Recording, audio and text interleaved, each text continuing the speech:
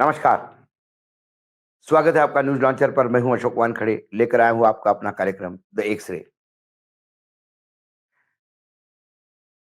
एक खबर है जो महाराष्ट्र से आई और खबर ये है कि ईडी ने मालेगांव में कुछ जगह छापे की मारे और कुछ मनी लॉन्ड्रिंग का मामला दर्ज किया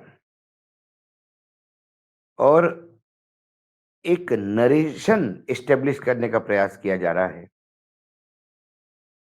ये वोट जिहाद है क्योंकि वो जो पैसा ट्रांसफर हुआ, कहते हैं 100 करोड़ रुपए ट्रांसफर हुआ, गुजरात के विभिन्न लोगों के अकाउंट में ट्रांसफर हुआ, जो खबरें बाहर लीक होके आ रही है रेड से, और उससे कहीं न कहीं एक आतंकी या समाज की विरुद्ध, देश के विरुद्ध कुछ गतिविधियाँ इसमें लिप्त होने का स अंदेशा ईडी बता रही है। अब इस खबर को जब मैं एक्स-रे से देखता हूँ, तो मुझे फिर लगता है कि ईडी जैसे ही मतदान नज़दीक आता है, तब ईडी अपनी एक्टिविटी बढ़ाती है और जैसा थाली में स्वाद बढ़ाने के लिए कभी अचार, कभी रायता, कभी सलाद का यूज़ होता है, वैसा ही चुनाव के अंतिम छोर में ईडी अपनी एक्टिविटी बढ़ा के जिन राज्य में चुनाव है, वहाँ सत्ता पक्ष ने सेट किए हुए नरेशन को रेखांकित करने का प्रयास करता है, एस्टेब्लिश करने का प्रयास करता है। क्योंकि इस खबर को मैं सिर्फ अकेला नहीं देखता।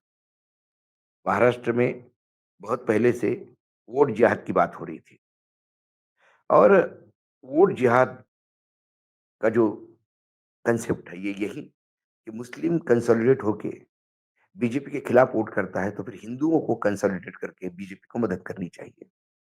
हिंदुओं को कंसोलिडेट करने के लिए मुस्लिम कंसोलिडेट हो रहा है, ये बताना ज़रूरी है। इसके लिए वोट जिहाद, ये नया शब्द कॉइन हुआ। अब इस वोट जिहाद में अभी क्या हुआ कि महाराष्ट्र में मालेगांव में एक व्यापारी के से जुड़े मनी लॉन्ड्रिंग के मामले में जांच जांच चल रही थी और छापे मारे हुए।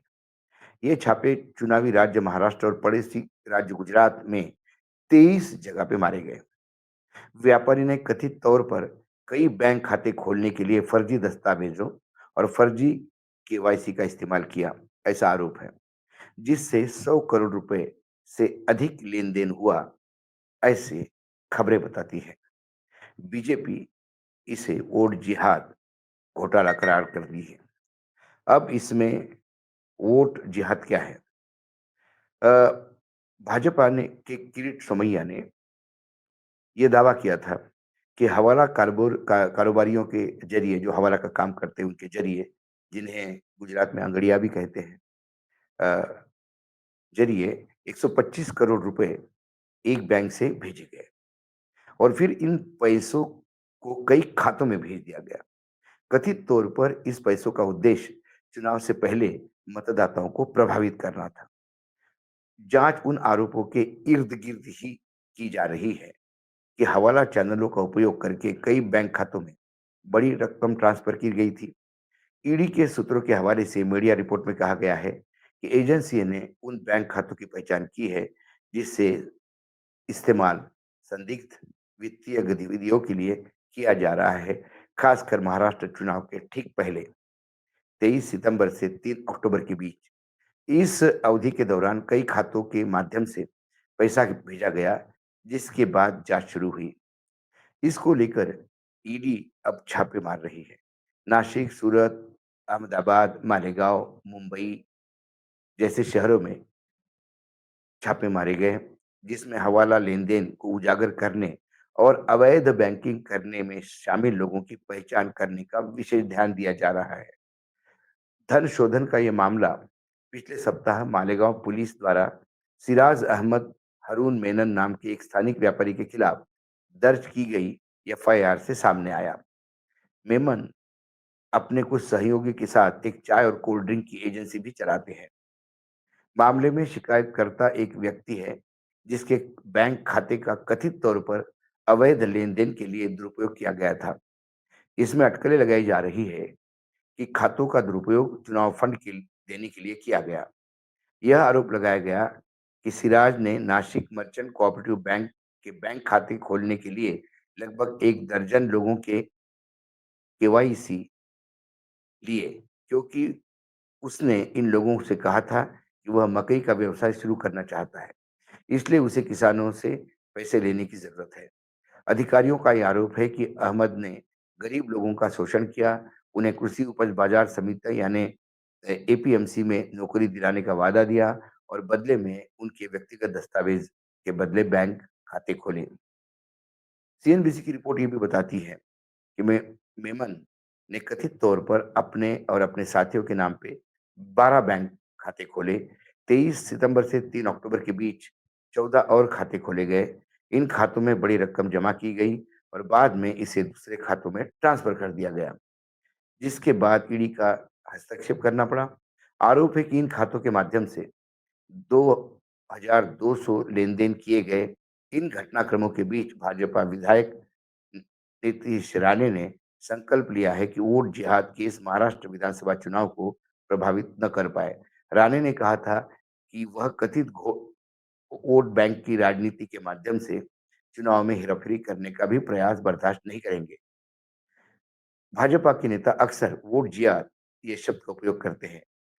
मुस्लिम मतदाताओं ने, जैसा कि मैंने कहा कि पहले भी अ, लगातार अ, इन शब्दों का उपयोग किया गया है और लोकसभा चुनाव के बाद ये बात लगातार एक परसेप्शन बनाया जा रहा है कि पूरा जो अ, मुस्लिम है, उन्होंने ही भाजपा को हराया।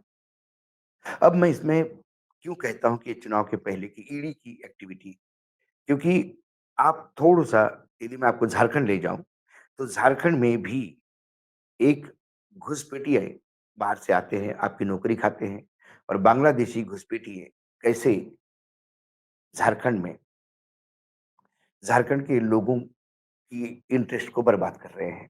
ये नरेशन प्रधानमंत्री, गृह मंत्री अपने भाषणों में कहते हैं। हेमंत बिस्व शर्मा लगातार इस बात को कर रहे हैं।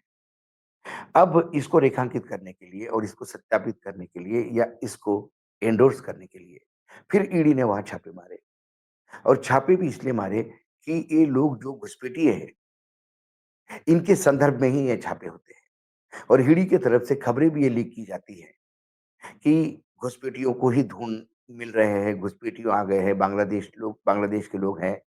ये तमाम बातें जो है, लोगों को फिर लगने लगता है कि जो नेताओं ने कहा, अब ईडी ने छापे मार के इसमें निकाल लिया। लेकिन वहीं महाराष्ट्र में जब से लगातार किरीट सोमैया बोल रहे हैं या राणे बोल रहे हैं, ये लगातार इस बात को एस्टेब्लिश करने का प्रयास कर रहे हैं कि कहीं न कहीं गड़बड़ है। मैं आपको एक बात और बता दूँ, ऐसा ही एक एक सांसद थे कांग्रेस के, कई करोड़ रुपए उसके घर में मिले, कैश मिला और वो कैश के फोटोग्राफ और ये सब बता के कितना बड़ा भ्रष्टाचारी है वो, ये बताने का प्रयास किया। लेकिन वो सांसद अपने आप में एक बहुत बड़ा व्यापारी था और ये कैश फ्लो उसी का था। उसने पूरी की पूरी कैश जस्टिफाई करी और कोर्ट से उसे कैश वापस देने के ऑर्डर्स हुए। जो बदनामी की गई, उससे जो मतदाता का मन कुलसित हुआ, वो तो वहीं पड़ा रहता है। कुल मिला के ईडी ने इसके पहले भी कई बार छापेमारी की। ईडी ने एक बार छापेमारी, डीआरआई ने और ईडी ने मिलकर उत्तर प्रदेश के चुनाव के दौरान 280 करोड़ रुपए कैश पकड़े एक जैन के यहाँ। उस कैश के समय पकड़ने के बाद लगातार ये कैश समाजवादी पार्टी की है, ये बात प्रधानमंत्री बोलते रहे, ये बात गृह मंत्री बोलते रहे। आज किसी को पता नहीं कि वो 282 करोड़ का हुआ क्या? आखिर में वो पैसा गया कहाँ? वो पैसा किसका था? यदि समाजवादी पार्टी का था, तो समाजवादी पार्टी के लोग कोई एक्शन क्यों नहीं?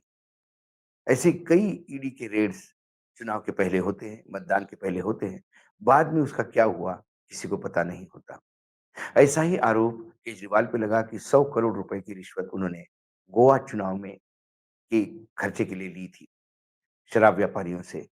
उसके बाद अभी तक ईडी 1-2 साल के इन्वेस्टिगेशन के बाद भी कैश कहाँ से आया, कैसा गोवा गया, गोवा में कैसा खर्चा किया, इसके बारे में कोई बता नहीं पा रही। जब कोर्ट ने पूछा ईडी को कि ये पैसे की कैसी बात कर रहे हैं? तो उन्होंने कहा साहब कैश तो आया, फिर गया कहाँ? तो बोला वो खर्चा भी हो गया। कैसा हो गया? सर हमको ये पता नहीं, बस हम इतना जानते हैं कि रिश्वत ली गई। ऐसे बेतुकी बातों के चलते सभी लोग जो जेल में डाले गए थे पार्टी के, उन्हें छोड़ा गया। हेमंत सोरेन पे भी ऐसा ही एक कांड हुआ। तब भी ज़ोरों-शोरों से बात हुई कि हेमंत सोरेन ने एक ज़मीन घोटाला किया 8.5 एकड़ का मात्र। 8.5 एकड़ के ज़मीन घोटाले में भी हेमंत सोरेन के बारे में कोर्ट ने कहा कि ना उनका कोई ज़मीन से संबंध है, ना कोई दस्तावेज़ पेश कर पाई ईडी, जिससे कहीं से भी सोरेन का संबंध दिखता है। उसके बाद यदि 100 करोड़ की वसूली सरकार करके जो लगातार उद्धव ठाकरे की सरकार पे आरोप लगे, 13 महीने उनके गृह मंत्री अनिल देशमुख जेल में रहे, आरोप 100 करोड़ के लगाते रहे। मीडिया, बीजेपी तमाम लोग 100 करोड़ के आरोप बोलते रहे, लेकिन जब चार्जशीट फाइल हुई, तो 1 करोड़ 82 लाख की। ये कुल मिलाकर चुनाव के पहले जो आरोप सत्ता पक्ष यानी भाजपा लगाती है, उस आरोप का पुष्टिकरण करने के लिए ये ईडी के छापे होते हैं। मैं जो ईडी ने छापे मारे, जिन पे छापे मारे, उन्हें क्लीन चिट नहीं देता। लेकिन ईडी का जो पुराना रिकॉर्ड है, वो देखते हुए और चुनाव के दौरान ईडी की एक्टिविटी देखते हुए, एक बहुत बड़ा संदेह का एक कुचक्र ईडी के चारों तरफ घूमता हुआ दिखाई देता है कि ईडी सरकार को या बीजेपी को चुनाव जिताने में मदद करती है या ईडी चुनाव का अब हिस्सा हो गई है। तमाम इन्वेस्टिगेशन एजेंसियाँ, चुनाव आयोग जैसा कि दिखता है ऑब्वियस, ये तमाम चीज़ें कहीं न कहीं सत्ता पक्ष को सत्ता में बने रहने के लिए मदद करते रहते हैं। हाल ही में जो मध्य प्रदेश में एक उपचुनाव में जो हिंसाचार हुआ, उस पे भी ईडी मौन है और सत्ता पक्ष चुप बैठा हुआ है, खामोश है, इस पे कोई जवाब नहीं। जो बीजेपी के लोगों ने लगातार ये कहा बटेंगे तो कटेंगे, ये नरेशन नहीं चलेगा, इस पे कोई बीजेपी का नेता बोलने को तैयार नहीं है। किरीट सोमैया की क्या बात करें?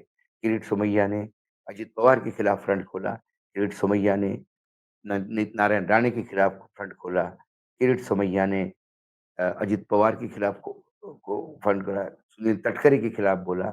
जितने भी ईडी के मामले हुए, वो सारे महाराष्ट्र में जो फ्रंट खोला, जो कागज़ात मुहैया करवाए, वो सारे किरीट सोमैया ने हैं।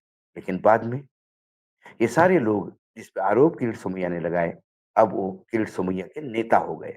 उनके सामने किरीट सोमैया को खड़ा होके नमस्ते करना पड़ता है, क्योंकि वो कैबिनेट में मंत्री बन गए। किरीट सोमैया को जब पूछा गया था, तो किरीट सोमैया ने कहा कि मैं क्या करूँ? दिल्ली से मुझे आदेश होता है, तो मैं इन्वेस्टिगेट करके दे देता हूँ। बाद में दिल्ली वाले क्यों इनसे कम मतलब मांडवली कर लेते हैं, ये इसके बारे में मैं क्या बता सकता हूँ। वो भी निरुत्तर थे, उनके पास भी सवाल के जवाब नहीं थे। कुल मिला के फिर चुनाव आ गए, फिर एक बार किरीट सोमैया का उपयोग हुआ। उनके साथ जब वो ढोल बजाते हैं, तो शामिल बाजा में राणे के दोनों बेटे शामिल हो जाते हैं। ईडी अपना काम करती है, मतदाताओं को भ्रमित करने का प्रयास करते हैं। लेकिन मतदाताओं ने ये भी पूछना चाहिए, फिर अजित पवार भी तो भ्रष्ट थे, तो वो आपके साथ कैसे? रायता बहुत फैल चुका है। जब मैं एक्स-रे से देखता हूँ, इस खबर के कई मायने हैं। आज एक्स-रे में इतना ही, कल फिर आता हूँ किसी विषय के साथ, तब तक के लिए नमस्कार। देखते रहिएगा न्यूज़ लॉन्चर।